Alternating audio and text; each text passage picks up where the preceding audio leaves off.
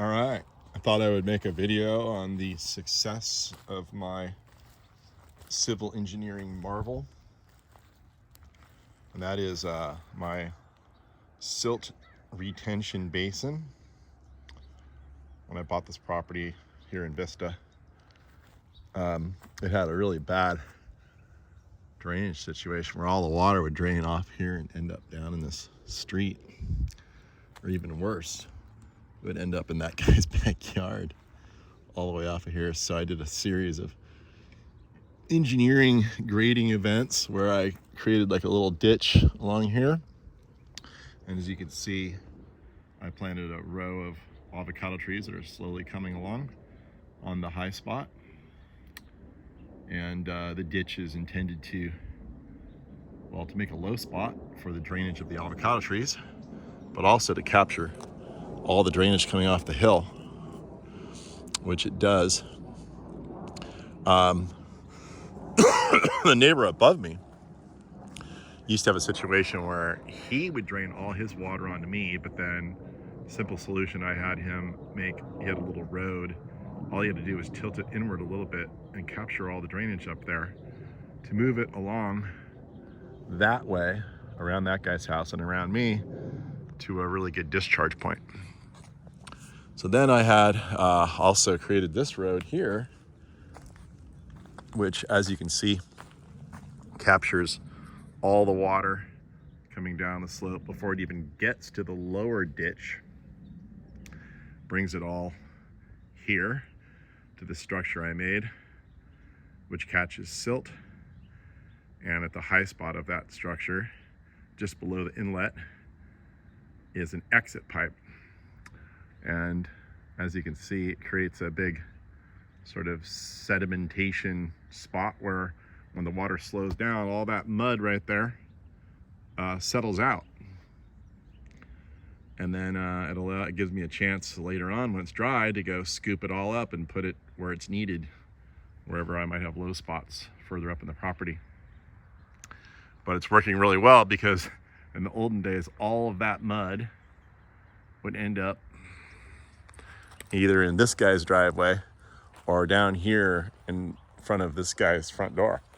So that was the big challenge of this property when I bought it.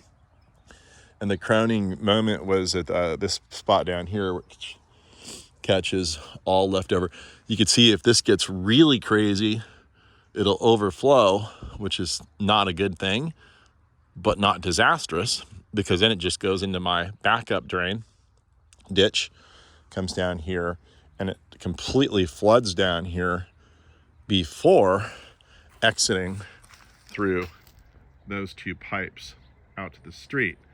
If those two pipes get clogged, there's an overflow right there, and you can see it's higher in elevation than the pipes. The pipes have to get completely clogged in order for the overflow spillway to work. This is just like how big dams operate, it's just in miniature.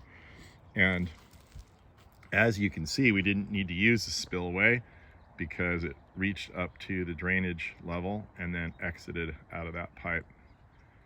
And a lot of times this fills up and it doesn't even offlow off the property. It just soaks in, which is really good for the aquifer. If everybody was using this method, then our aquifer and would be more healthy, and our wells would have water in them. But as it sits right now, all these hard surface areas and roofs and everything send water directly to the creeks and directly to the ocean without giving it a chance to soak back into Mother Earth.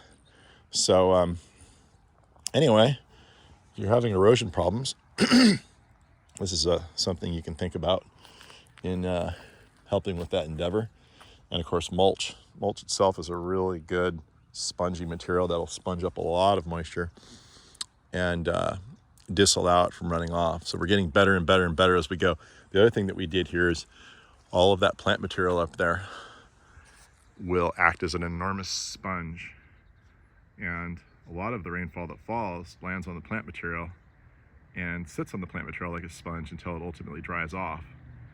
And then when it does drip through, a lot of it gets picked up by the soil volume of the containers. And then and only then does it hit the ground after that. And as you can see, I've put in lots of mulch and I need to add more. That soaks it up. So we're actually getting less and less drainage flow off the property as the nursery matures. And again, on with these avocado trees, same thing. When they get big, they're going to act as big, enormous sponges in the air. They'll capture a lot of water and harbor that water until the rainstorm is over. The sun comes out and that water ultimately evaporates off the tree. So it's been a long 5-year process of improvement, but it was kind of fun to walk down here after a big storm and see that everything is working properly. There's no mud in the street. There's no mud in front of my neighbor's house. Down there, I used to have to go clean that guy's whole driveway up after a big storm like this, but no more. I'm a good neighbor. And also that guy down there, he had the same problem. My mud would end up in his house. He built a curb all along there that deflects it further down toward a creek. But I guess the moral of the story is maybe don't buy a house that's sitting at the bottom of a toilet bowl. But if you are a neighbor above the toilet bowl, then it's best to build your toilet bowl in such a way as to capture your you-know-what and keep it where it needs to be.